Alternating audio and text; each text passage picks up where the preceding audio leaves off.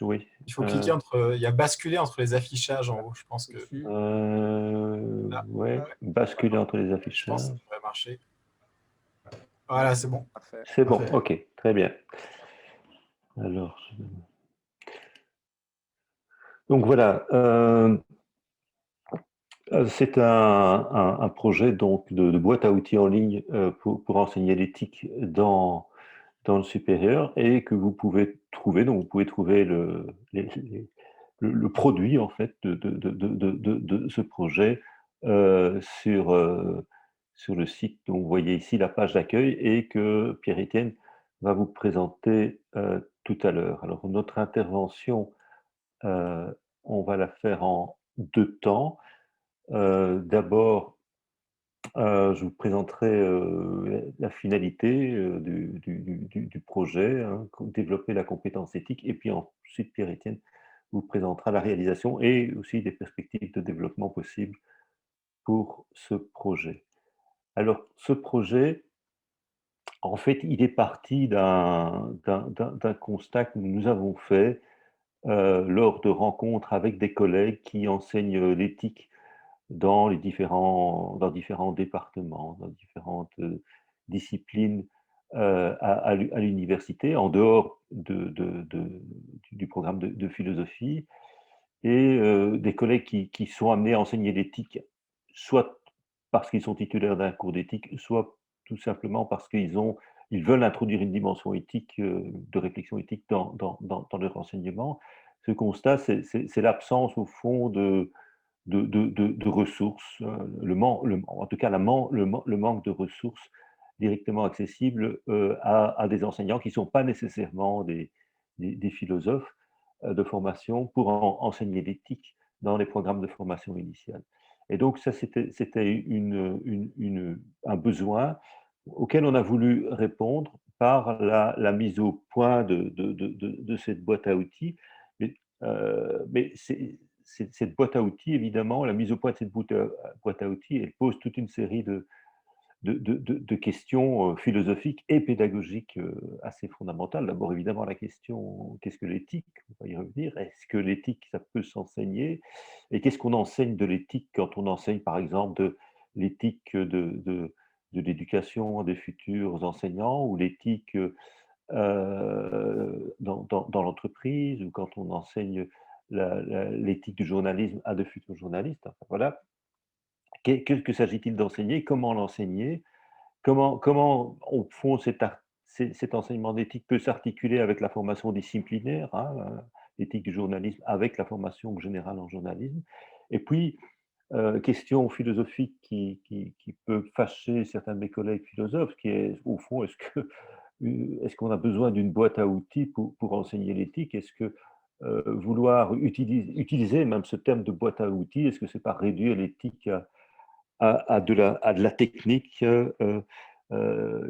Certains philosophes vont opposer la raison calculante à la pensée et au jugement, et considérer effectivement que dans l'éthique, on n'est précisément pas dans le domaine de la raison calculante, et donc que l'utilisation de boîte à outils serait tout à fait inappropriée.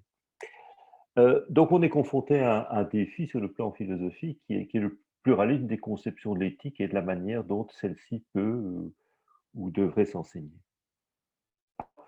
Euh, je voudrais ici, pour essayer de préciser quel est notre angle d'approche, notre angle d'attaque, on pourrait distinguer au fait quatre manières de concevoir ce que peut être un enseignement de l'éthique, en tout cas de ce que peut être un enseignement de l'éthique dans le supérieur, à l'université ou en haute école. D'abord, et c'est peut-être dans cette veine-là que j'ai moi-même été formé il y a un certain nombre d'années, on pourrait considérer que enseigner l'éthique, c'est d'abord introduire un domaine de la philosophie, un domaine de la philosophie qu'on appelle philosophie morale, qu'on appelle éthique, et qu'on appelle éthique philosophie. Et donc, c'est traverser les grands concepts et les grands auteurs de la tradition de la philosophie morale, depuis Aristote, en passant par Kant et la tradition utilitariste, John Rawls, pour venir à des auteurs plus contemporains. Et dans cette perspective-là, l'enseignement d'éthique vise essentiellement un développement intellectuel. Mais on a une deuxième conception pourrait être de dire, mais en fait, enseigner l'éthique, par exemple, enseigner l'éthique à de futurs journalistes, c'est leur transmettre un certain nombre de valeurs, un certain nombre de normes qu'ils sont censés, ou qu'ils devraient être censés appliquer ou mettre en œuvre dans leur profession. Et donc, c'est au fond essayer d'intégrer les apprenants dans un horizon normatif partagé qui peut être l'horizon normatif d'une profession, qui peut être la déontologie d'une profession, ou qui peut être aussi l'horizon normatif d'une société dans son ensemble. Donc, deuxième conception. Une troisième conception, c'est celle qui va peut-être concevoir l'éthique comme l'enseignement d'éthique plutôt comme un processus d'accompagnement des individus dans la construction de leur identité. Alors, il me semble que ce que nous a présenté Julie Solbreu il y a quelques instants s'inscrit directement dans cette perspective, hein, où on va considérer un enseignement d'éthique comme un, visant un apprentissage d'une connaissance de soi, visant la construction d'une identité ou un souci de soi, pour reprendre une expression de Michel Foucault et de Pierre Hadot. Et enfin, une quatrième conception, ce serait de dire, bah, au fond, ce qui importe, c'est de développer une compétence éthique, de viser le développement d'une compétence éthique. On utilise alors là le vocabulaire des pédagogues, hein, celui de la compétence. Et cette compétence éthique, on pourrait la définir ou à partir de la visée d'amener les étudiants, d'amener ceux qui suivent cet enseignement à agir de manière juste et responsable. Alors, ces quatre conceptions, bien sûr, on peut les distinguer, les opposer comme je l'ai fait, mais on peut aussi y voir, au fond, quatre dimensions qui seraient essentielles dans un enseignement de l'éthique qui ferait aussi bien de la place à la tradition philosophique qui prendrait appui sur des normes qui sont reconnues à l'intérieur d'un groupe social. Et donc, ces dimensions ne sont pas nécessairement exclusives, mais notre focus, notre projet a été de mettre le focus sur la notion de compétence éthique, qui est une notion qui est assez récente, hein, et qui, je pense aussi, peut hérisser certains de mes collègues philosophes, mais que je trouve une notion particulièrement intéressante, surtout si on la lit dans une perspective pragmatiste. Euh, alors, je vous renvoie à un excellent numéro de la revue québécoise Éthique publique de 2007 qui développe, enfin, qui est centré sur cette notion de compétence éthique, des réflexions autour de cette notion de compétence éthique, alors qu'on peut définir de plusieurs manières. Alors, la définition que je propose ici, qui n'est d'ailleurs pas tout à fait celle, vous verrez si vous allez sur le site, que l'on propose sur le site, c'est qu'on pourrait définir la compétence éthique comme une disposition et une capacité à identifier et à poser en situation un choix d'action juste et responsable. Juste au sens où l'action juste, c'est celle qui vise, qui rencontre le souci pour autrui, hein, d'une manière très, très générale, sans vouloir ici prédéfinir ce qu'implique ce souci pour autrui, si c'est de l'ordre du respect ou du care, de la reconnaissance, et sans préjuger non plus de ce qui est l'autrui qui est concerné. Et donc un choix d'action juste et responsable, la responsabilité étant ici à entendre comme l'aptitude à rendre raison, à rendre compte de ce que l'on fait vis-à-vis de quelqu'un, vis-à-vis de la personne affectée en particulier. Et donc, on peut considérer que dans cette compétence éthique, elle a plusieurs composantes, hein. Elle a bien sûr une composante, et c'est surtout sur cette première composante que nous avons mis l'accent, enfin, c'est sur cette première composante que nous avons mis l'accent à travers le projet. Elle a une composante discursive, c'est-à-dire au fond euh, une composante cognitive, diront certains. Il s'agit de développer une capacité à identifier des questions éthiques en situation, à essayer d'identifier dans des situations concrètes auxquelles on peut être confronté, par exemple comme enseignant ou journaliste, quelles sont les questions éthiques, quels sont les enjeux éthiques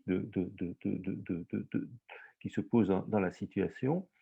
Et puis, deuxième élément de cette composante discursive, c'est la capacité à délibérer au sens premier du terme, c'est-à-dire à peser euh, les, des- les raisons à identifier et à peser les raisons qui plaident en faveur des choix d'action qui sont possibles, délibération qui peut être individuelle ou collective, donc délibérer sur des choix en contexte d'incertitude, hein, ce qui est évidemment la plupart qui caractérise la plupart des situations auxquelles nous sommes confrontés, et surtout en contexte de désaccord raisonnable, pour reprendre ici une expression que j'emprunte au philosophe John Rawls, hein, au pluralisme raisonnable, c'est-à-dire à cette idée que nous pouvons raisonner, nous pouvons argumenter et être de bonne foi dans l'argumentation. Cela ne garantit pas que nous arriverons à un accord sur ce qui est juste de faire en situation, ni même à un accord sur les principes qu'il s'agit de mobiliser pour euh, identifier le choix juste. Donc ça, c'est cette composante discursive qu'on a voulu mettre en avant dans le projet, mais je pense qu'il faut aussi, à côté de cette compétence discursive, ajouter une composante affective et une composante qu'on pourrait appeler connative. Et là, j'emploie cette qualification à, un collègue de l'ULB, qui est Jean-Louis Genard, qui distingue ces trois dimensions dans un article publié précisément dans Éthique publique. La dimension affective, c'est au fond cette sensibilité face aux injustices qui n'est peut-être pas, qui a peut-être une part d'inné, mais qui n'est pas nécessairement également développée, et qu'on peut en tout cas cultiver. Euh, c'est par exemple aussi ce que met en avant euh, la philosophe américaine Martha Nussbaum lorsqu'elle parle des émotions démocratiques. Pour être un bon citoyen, dit-elle, il faut, dans une société démocratique, il ne suffit pas d'être capable de débattre, de délibérer avec d'autres, il faut aussi pouvoir développer une sensibilité aux injustices. Et elle pense que, par exemple, elle estime que la familiarité ou la familiarisation avec les arts et avec la littérature peut aider à ce développement euh, des émotions morales.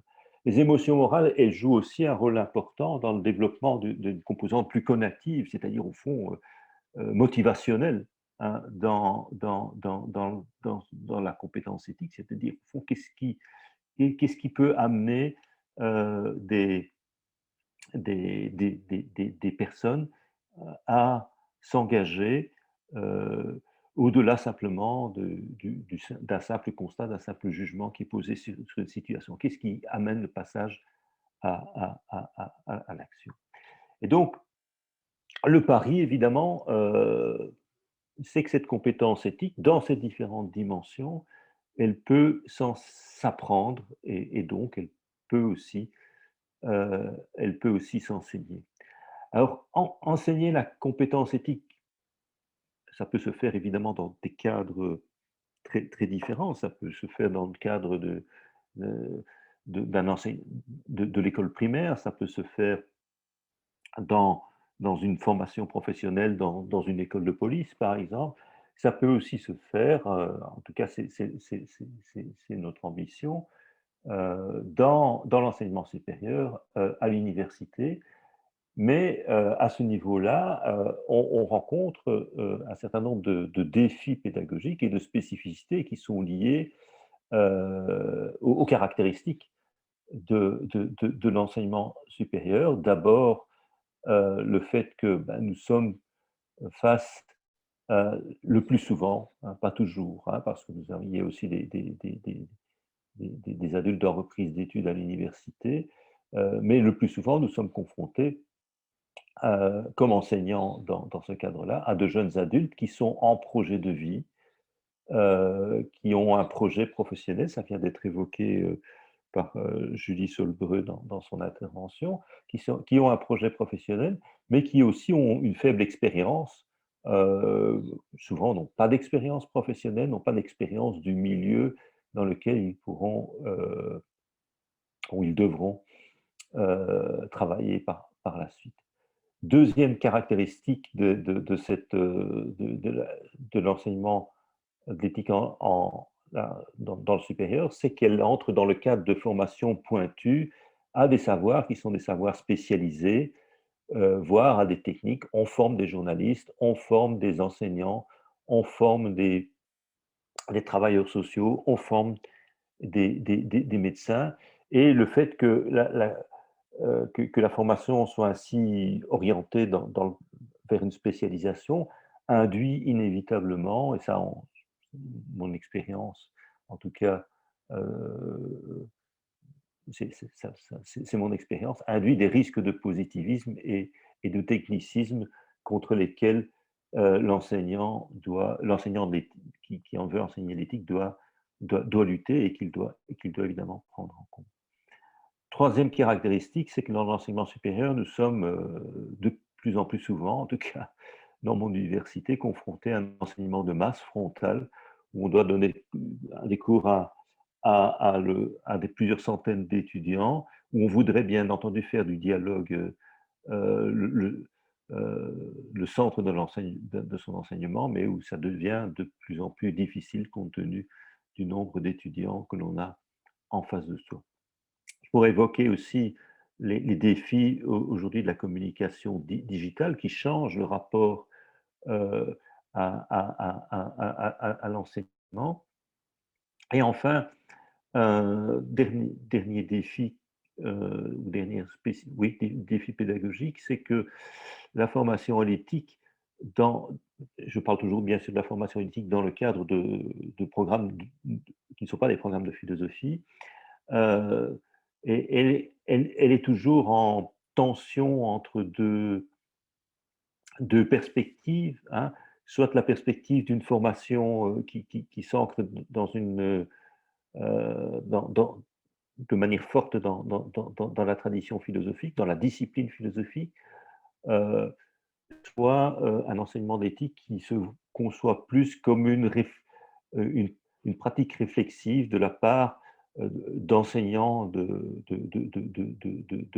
la discipline qui veulent communiquer leur propre réflexion et sensibiliser leurs étudiants à leur propre réflexion. Donc, par exemple, cette question-là, elle se pose lorsqu'il s'agit tout simplement de savoir à qui on va confier, par exemple, un cours d'éthique et de déontologie du journalisme. Est-ce qu'on va le confier à un prof de philo, à un enseignant en philosophie, ou est-ce qu'on va le confier à un enseignant de journalisme, à un journaliste qui vient euh, enseigner ce, ce, la réflexion qu'il a eue sur sa propre pratique. Et donc la difficulté, c'est toujours dans ce cadre-là de trouver le juste équilibre. Alors, ce qu'on a voulu essayer de développer à travers la boîte à outils, c'est un enseignement qui est centré sur la compétence discursive de la compétence éthique. Et donc, à partir de quelques outils que Pierre-Étienne va vous présenter, hein, des outils qui visent essentiellement à apprendre à analyser sur le plan éthique et à délibérer en situation, aussi bien des concepts que des méthodes, des références.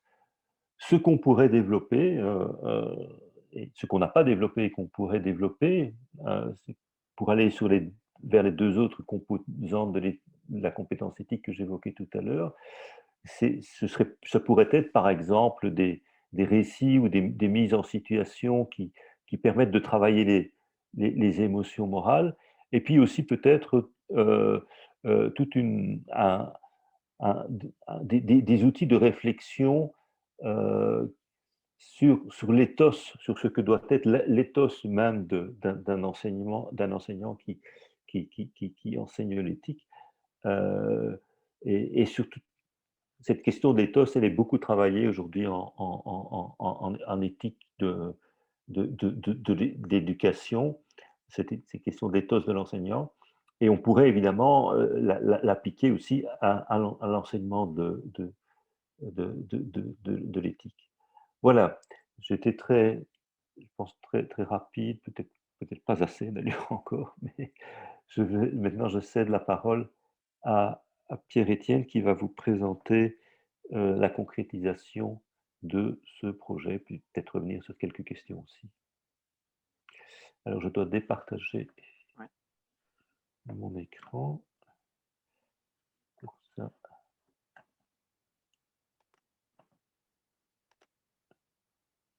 Donc, je vais vous montrer un peu comment le site a été structuré, vous donner une idée très rapidement de ce qu'on y Le trouve. problème, c'est que je dois revenir sur Zoom. Tu dois aller sur Zoom Ouais, et en mais bas, là, à côté de discussion et ouais, enregistrer, je n'ai que la petite.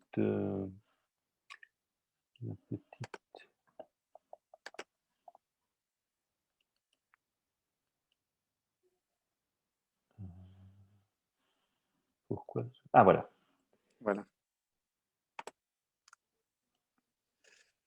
Voilà, donc qu'est-ce qu'on trouve sur ce site? Là, je pense que vous Oui, voyez la page d'accueil.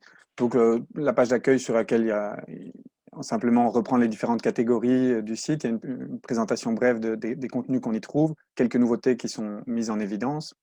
Et donc, parmi les parties du site les plus consultées, on retrouve les fiches conceptuelles. Donc là, on a une série de clarifications conceptuelles brèves dans un certain nombre de domaines de l'éthique.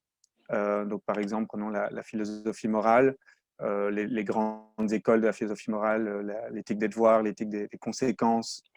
Hein, si vous cliquez sur conséquentialisme, vous avez une description brève de ce qu'est le conséquentialisme, avec quelques liens vers des approfondissements. Une partie approfondissement, hein, ici, on entre un peu plus déjà dans les reproches qui ont été adressés à cette perspective conséquentialiste et des choses comme ça. Mais ça reste des fiches conceptuelles très brèves. Hein. L'idée, c'est vraiment que ce soit un outil aussi agréable pour les étudiants qui puissent vite y trouver une clarification, un peu comme dans un dictionnaire, de vraiment de quoi on parle. Puis alors des activités pour approfondir, hein, une activité à l'intention des étudiants, une voûte plutôt déontologiste ou conséquentialiste, avec le fameux dilemme du trolley ou du tramway, qui est aussi un peu mis en question. Il y a des liens vers des articles qui remettent en question un peu l'usage de ce dilemme, des références donc, vers des films aussi qui peuvent être utilisés en cours pour approfondir ou pour travailler ces différentes questions, par exemple des Imitation Game ou Les heures sombres sur la guerre et sur la Deuxième Guerre mondiale. Une autre catégorie, donc, à part les fiches conceptuelles, c'est des idées d'activités.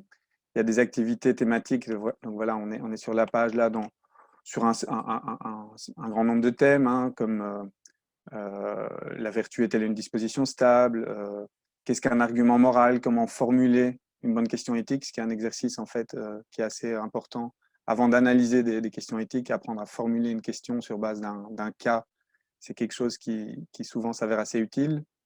Vous avez par exemple une activité sur êtes-vous relativiste? On s'est rendu compte que beaucoup d'étudiants partaient avec des intuitions fortement relativistes, tous les jugements moraux se valent, enfin disons chacun son jugement plutôt, c'est plutôt comme ça que c'est exprimé.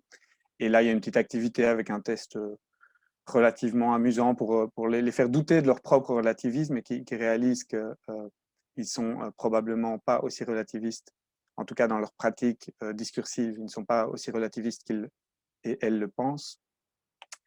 À côté de ces activités donc thématiques, il y a des activités donc elles peuvent porter sur les sujets que vous voulez en fait. C'est plutôt des activités, par exemple des méthodes de discussion.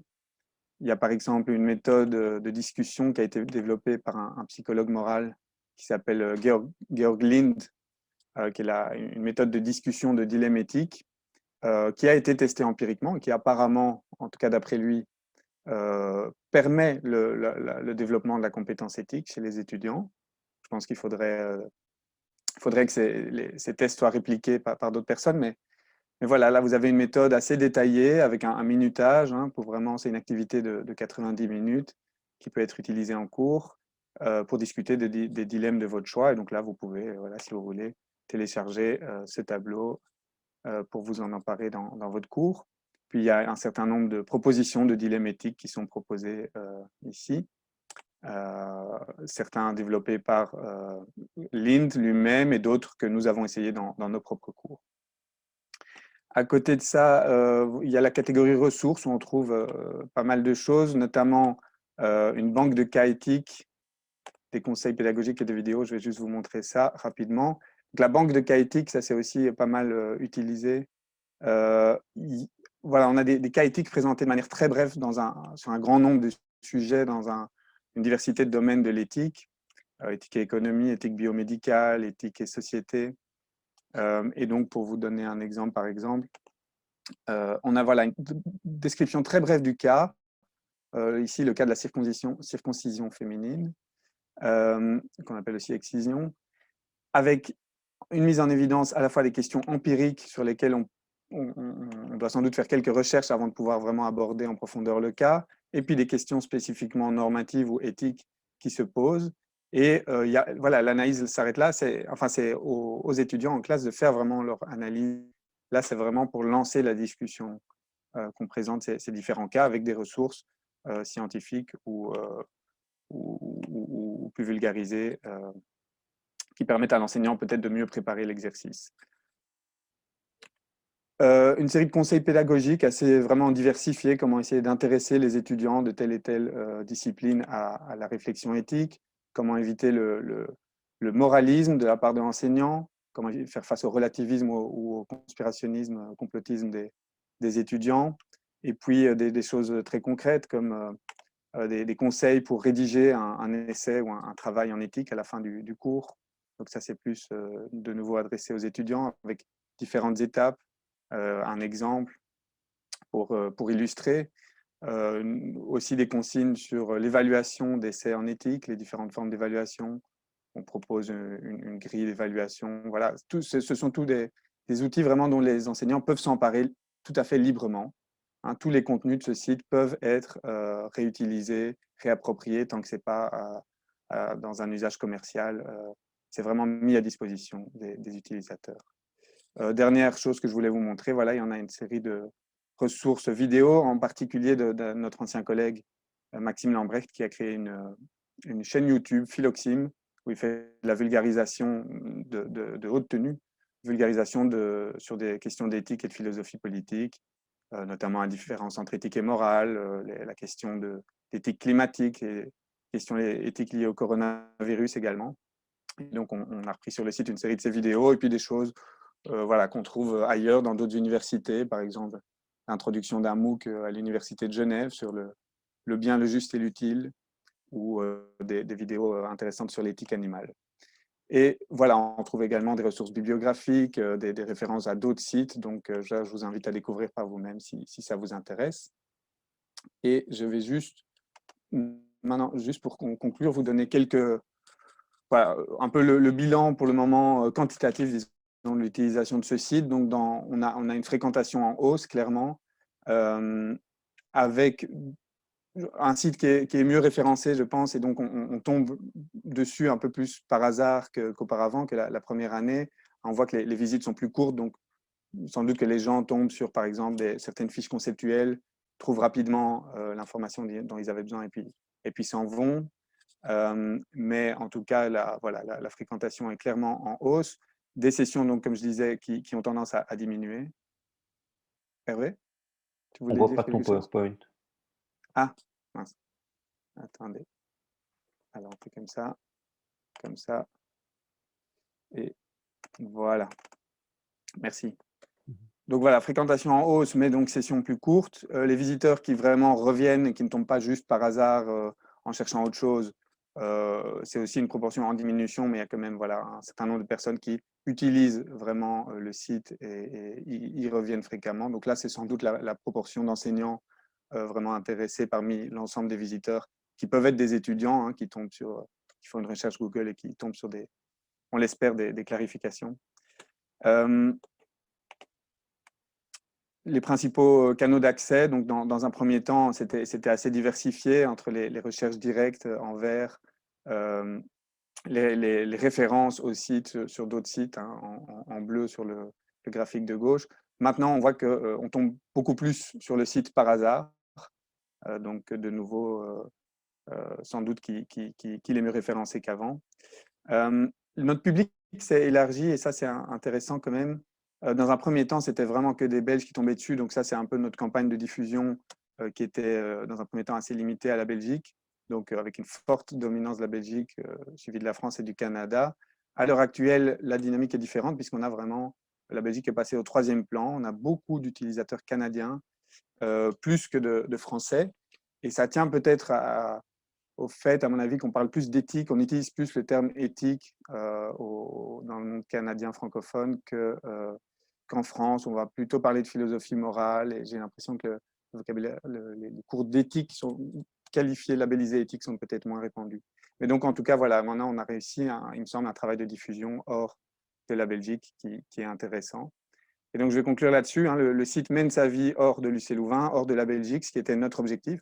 On s'adressait d'abord aux enseignants de notre université, mais avec l'idée que ça puisse servir à quiconque peut y trouver de l'intérêt. Autre élément statistique, on a voilà, les ressources conceptuelles, les fiches conceptuelles et la banque de cas éthiques sont les pages les plus visitées, les plus utilisées. Ce qui nous manque, c'est des retours plus qualitatifs. Donc, on en a de nos collègues directs, mais voilà, on invite sur le site, on invite les utilisateurs à nous faire part de leurs suggestions. Et ça, voilà, on reçoit très peu, les gens prennent peu le temps de faire ça. C'était peut-être naïf de s'attendre à des retours de ce type-là, mais donc c'est ça qui nous manque un peu pour pouvoir évaluer vraiment l'utilisation que les enseignants peuvent faire de ce site.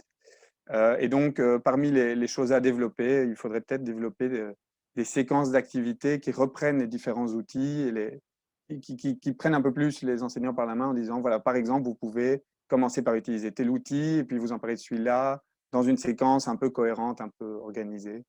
Mais le parti pris initial, c'était vraiment de laisser les enseignants libres de structurer leurs cours comme ils le veulent et de s'emparer des outils qui leur paraissent les plus pertinents. Voilà, merci pour votre attention.